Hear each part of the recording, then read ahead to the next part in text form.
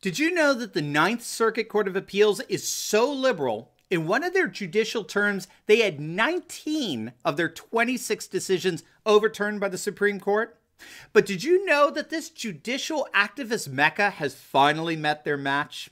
We're going to take a look at what one publication calls the shockwave that President Trump has sent throughout the nation's most liberal circuit, and how liberals are officially in panic mode as their days of judicial activism have indeed effectively come to an end. You're going to absolutely love it. Greetings, everyone. Dr. Steve here, back in the office after a wonderful road trip with my daughter. If this is your first time here, I post 2 videos a day analyzing current events in light of super awesome conservative trends so you can live in the present in light of even better things to come. I help you think better so you can feel better, right? So if you haven't already done so, make sure to smack that bell and subscribe button. It'd be an absolute privilege to have you as a regular part of this channel as we together celebrate the collapse of left-wing globalism and the unstoppable rise of a new conservative age. Before we get into Trump's total transformation of the judiciary, it's really significant.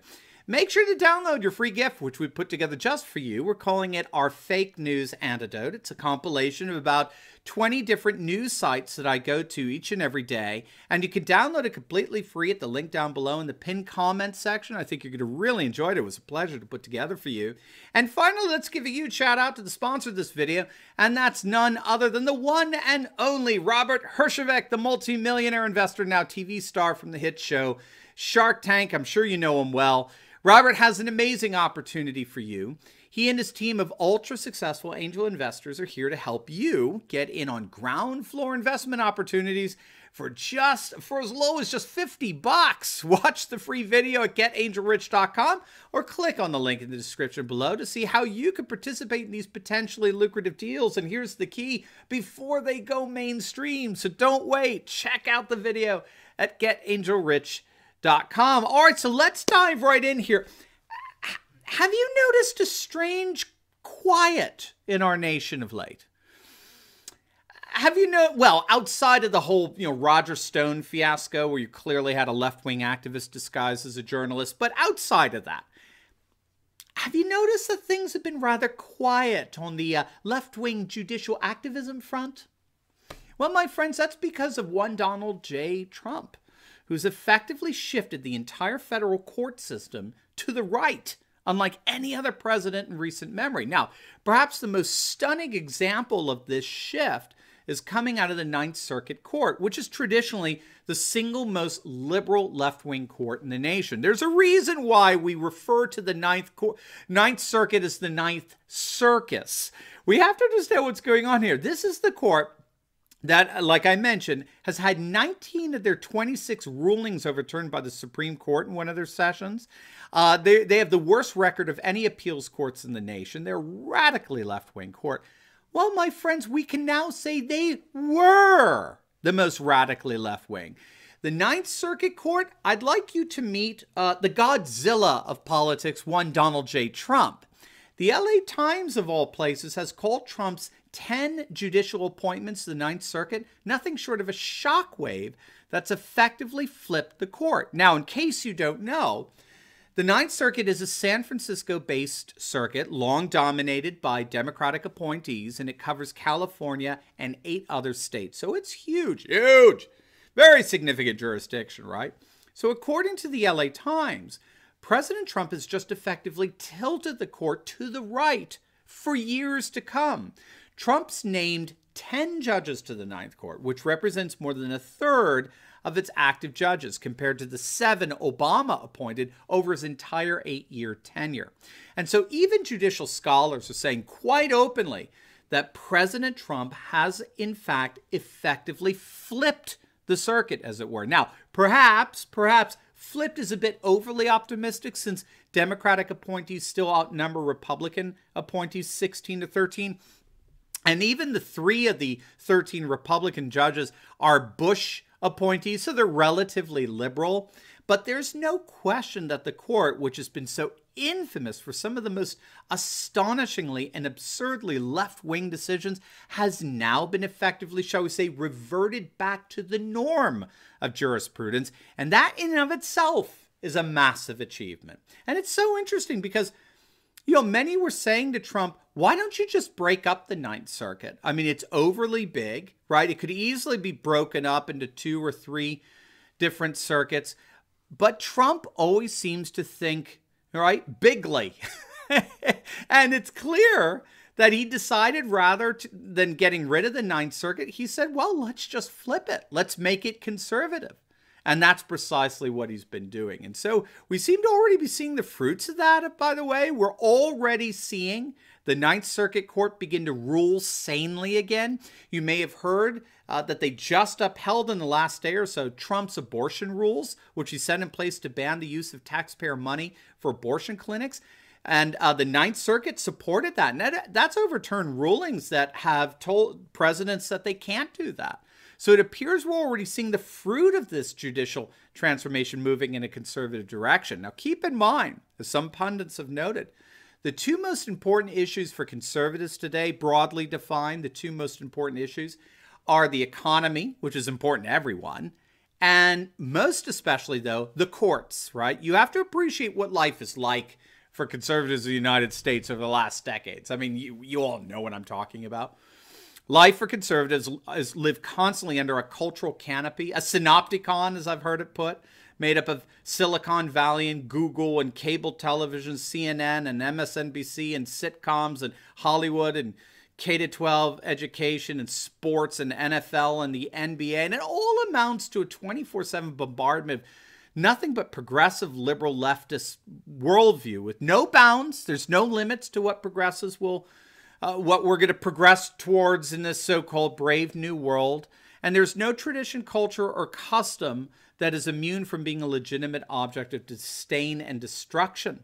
And so living under this cultural canopy for conservatives, it's easy for us to become depressed and discouraged and cynical. And the one thing we feel that could protect us from all the cultural rot coming out of all of this are the courts. The courts can at least put a stop to it, or at least set up a boundary where we could say to left-wing militantism, you shall not pass, right? So nothing really garners the support of conservatives than the issue of appointing conservative judges, or more broadly speaking, the 2 issues of being the economy and conservative judges.